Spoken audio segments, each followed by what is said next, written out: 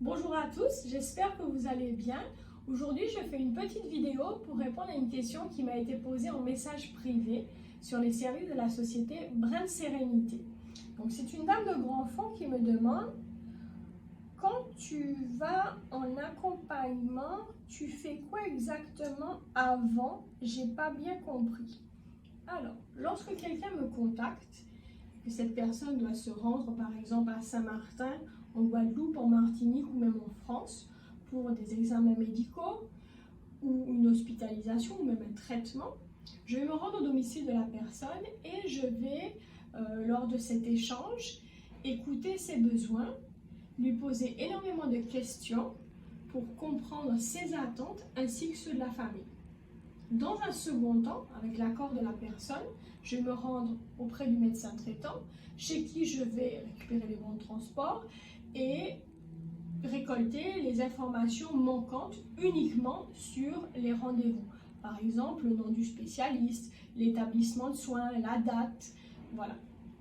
Je vais après préparer le dossier de prise en charge des frais de transport que je vais déposer auprès de la CPS, à savoir que la prise en charge des frais de transport dépend uniquement de la décision du médecin conseil.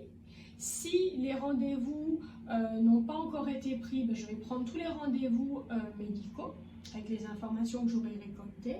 Je vais également réserver le billet de bateau ou d'avion ainsi que l'hébergement. Je vais m'assurer que l'assistance chaise, s'il y a besoin d'une assistance à l'aéroport pour une chaise roulante, a bien été enregistrée.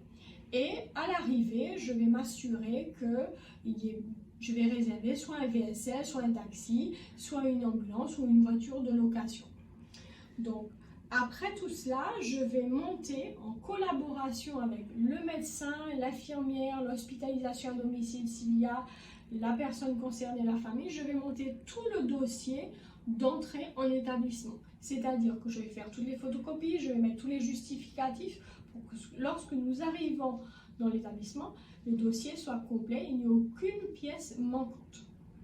Je vais quelques jours avant le départ reconfirmer tous les rendez-vous, toutes les réservations et 2 jours avant le départ, je vais me rendre au domicile de la personne pour vérifier au niveau de sa valise qu'elle n'oublie rien.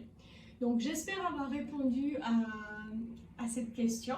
J'espère que le format vous plaît. N'hésitez pas à m'envoyer des messages et si vous avez d'autres questions, n'hésitez pas à me contacter. Je vous remercie et je vous souhaite une très très belle journée.